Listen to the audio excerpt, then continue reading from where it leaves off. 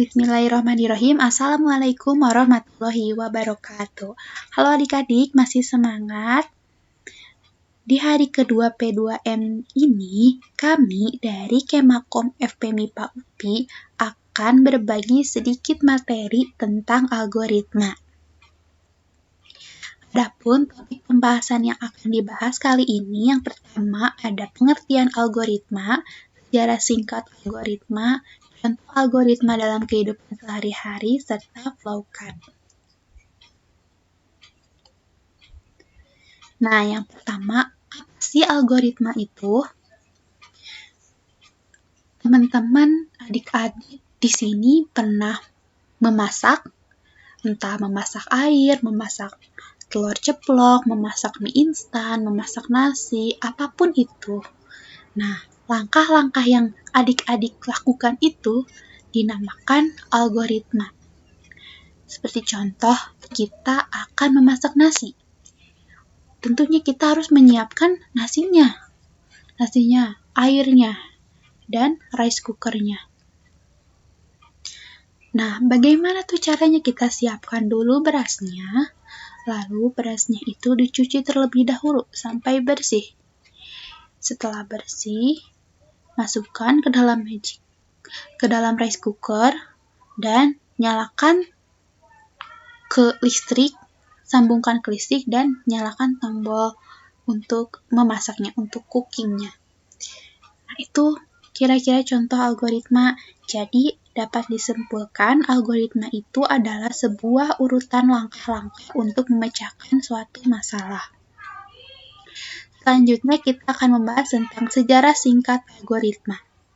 Kata algoritma berasal dari latinisasi nama seorang ahli matematika, Uzbekistan Al-Khwarizmi. Dia mempunyai karya dalam bahasa Latin yang berjudul Algoritmi de Numeru Indorum. Pada awalnya, kata ini adalah algorisma, yang merupakan istilah yang merujuk kepada aturan-aturan aritmetis untuk menyelesaikan persoalan dengan menggunakan bilangan numerik Arab. Pada abad ke-18, istilah ini berkembang menjadi algoritma, yang mencakup semua prosedur atau urutan langkah yang dijelas dan diperlukan untuk menyelesaikan suatu permasalahan. Nah, di sebelah kanan ada tokohnya.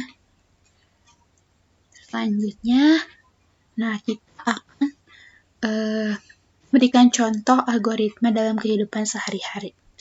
Contohnya, membuat mie instan. Bagaimana sih cara membuat mie instan? Pasti adik-adik di sini senang makan mie instan dan senang juga membuat mie instan. Yang pertama, kita harus menyiapkan dulu mie instannya. Entah merek apapun itu, kita siapkan dulu mie instannya. Harus ada mie instannya karena harus ada yang mau dipasak. Nah, selanjutnya kita siapkan panci dan air. Lalu nyalakan api. Tunggu hingga air itu mendidih. Setelah mendidih, lalu masukkan mie instannya. Tunggu mie instan itu sampai mengembang. Setelah matang, matikan kompornya. Lalu tuangkan bumbu mie instan ke dalam piring dan masukkan mie tersebut ke dalam piring. Nah, itu adalah contoh algoritma yang dilakukan dalam kehidupan sehari-hari. Mie instan tersebut dinamakan input. Teman-teman masih ingat materi kemarin tentang input, proses, dan output? Cara kerjanya komputer? Nah, ini pun sama. Inputannya adalah mie instan. Prosesnya adalah memasak mie instannya. dan outputnya adalah mie yang sudah jadi.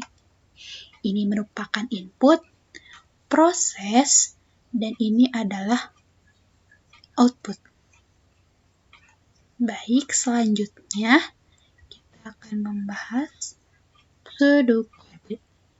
Nah, pseudocode itu adalah sebuah kata-kata yang menjelaskan tentang algoritma. Di sini ada pseudocode tentang membuat mie instan. Nah, dari gambar-gambar yang sebelumnya dibuat menjadi sebuah kalimat. Siapkan mie instan yang akan dimasak. Sudah disiapkan tadi mie instannya? Nomor 1. Lalu, siapkan air dan wadah untuk memanaskan air di atas kompor. Dan selanjutnya, hingga mie instan dapat disajikan. Mengerti adik-adik? Selanjutnya, kita akan membahas tentang flowchart. Flowchart ini adalah diagram alir. Nah, diagram alir ini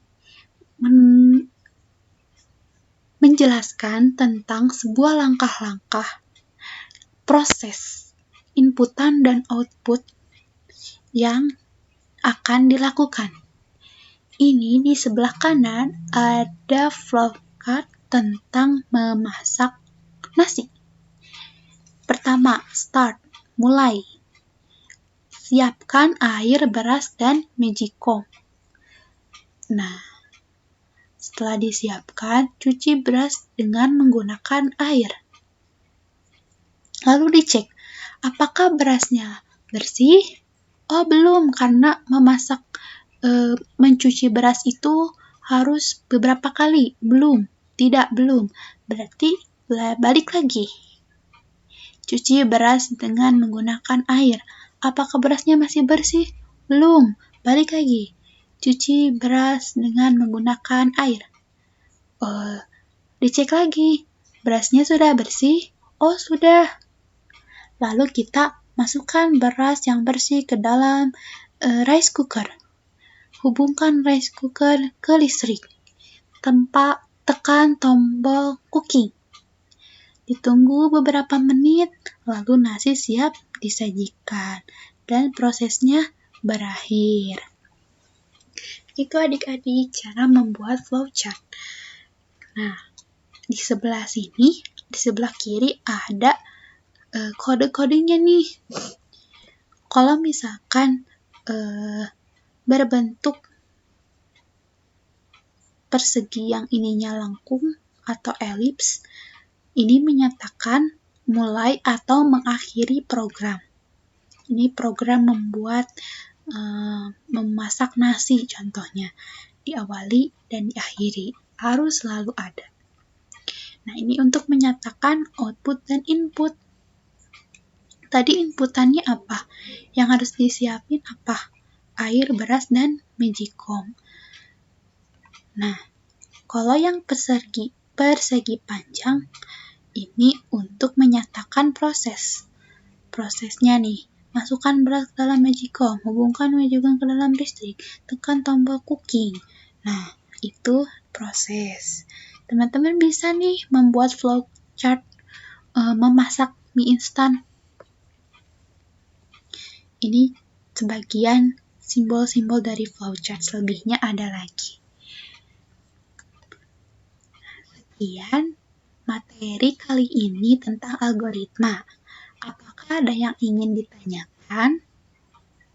Kalau ada yang ingin ditanyakan, bisa kontak langsung ya.